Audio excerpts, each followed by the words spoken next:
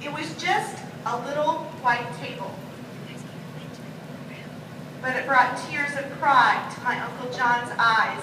The Veterans Day, he came for dinner and stood by it.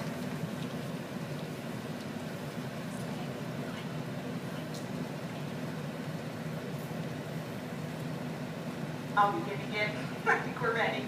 It was just a little white table, but it brought tears of pride to my Uncle John's eyes. The Veterans Day, he came for dinner and stood by it, set for one person, even though nobody would be eating at it.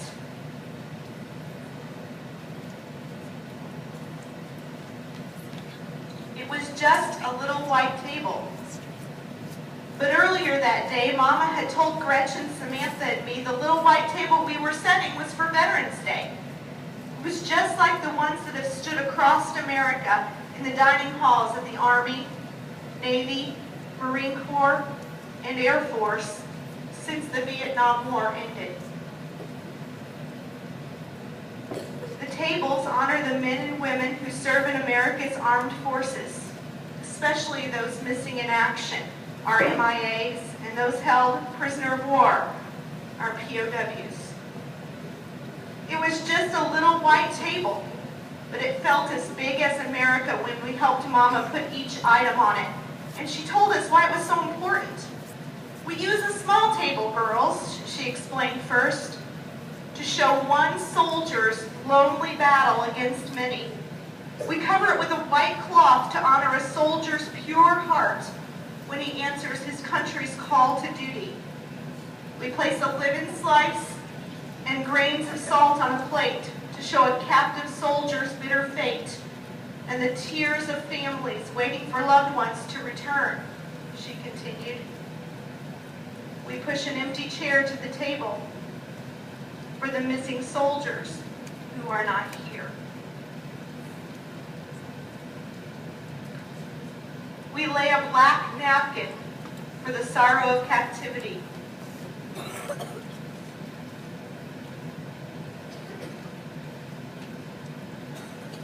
And turn over a glass for the meal that won't be eaten, she said.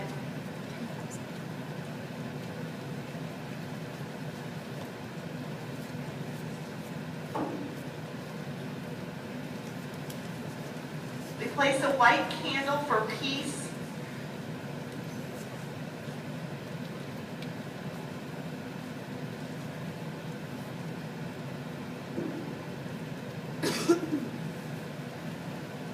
And finally, a red rose in a vase, tied with a red ribbon, for the hope that all our missing will return someday. Mama finished speaking just as sunlight spilled on the table and filled the overturned glass. It was just a little white table, but it suddenly made me want to burst with a feeling I couldn't explain when Mama told us how much our setting the white table would mean to Uncle John that night. Then she told us something we didn't know.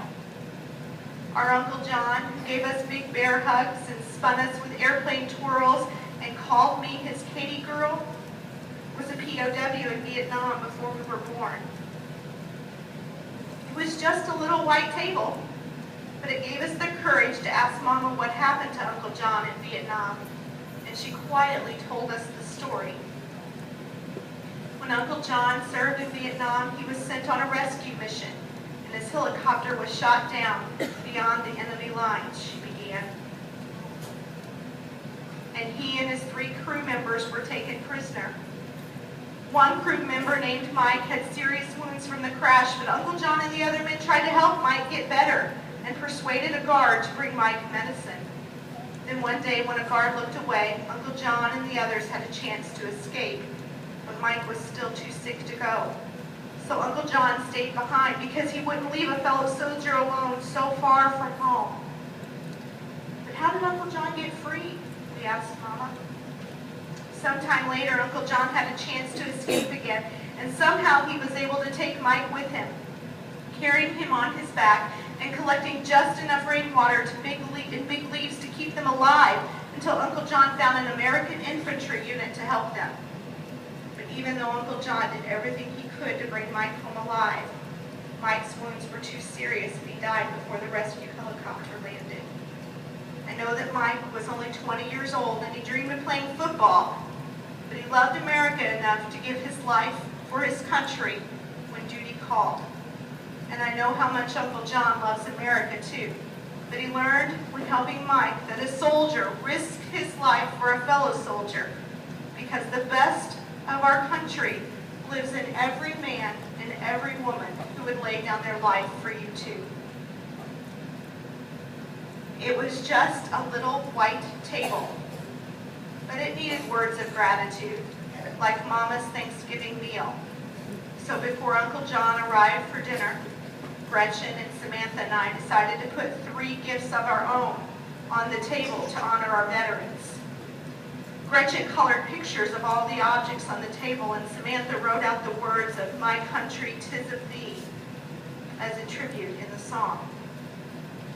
And I didn't know what I, a 10-year-old girl, could ever put on a table that was as important as each veteran's gift of freedom to me. It was just a little white table. But I looked at it all dinner long, and in the quiet inside me, I could hear the silent soldiers of the empty chair saying, "Remember us, please. We are real people like your Uncle John and Mike, who left families and friends, who left homes and dreams of our own to protect your birthright of liberty from disappearing as easily as sunlight from a glass." It was just a little white table, but it took my words away when I hugged Uncle John goodnight and wanted to thank him for serving our country so bravely. So I just hugged him even harder and told him I loved him.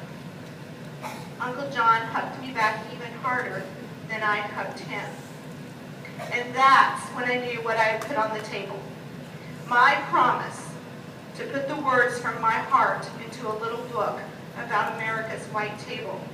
And in the book, I used Gretchen's pictures and Samantha's song and Mama's story about Uncle John and his friend Mike, because I hoped that everyone who read it would set a white table on Veterans Day too, so the brave Americans, the little table honors, won't ever feel forgotten by a country they loved so very much. Then, in the salt on the little white table, I traced in the grains of their families' tears what each man and each woman who serves America is to me, a hero. And that's when I saw the tears of pride fill my Uncle John's eyes.